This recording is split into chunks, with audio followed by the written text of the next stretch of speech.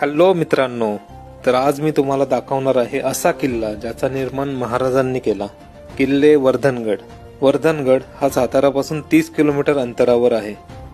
सातारा ते पुसेगाव मध्ये असणाऱ्या पहिल्या घाटाच्या पदरात आहे वर्धनगड.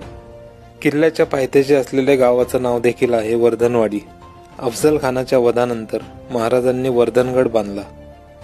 स्वराज्याच्या सीमेचे रक्षण व्हावे या हेतूने या गडाची निर्मिती करण्यात आली.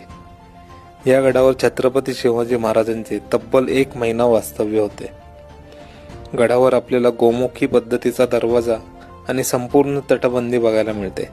तसेच गडावर आपल्याला शिव मंदिर, हनुमानाचे मंदिर आणि वर्धनी मातेचे मंदिर बघायला मिळते. या मंदिरात पंचक्रोशीतील मंडळींचा राबता असतो. असा हा स्वराज्याचा राखणदार वर्धनगड. मित्रांनो, संपूर्ण व्हिडिओ माझ्या YouTube चॅनलवर जाऊन नक्की बघा. धन्यवाद.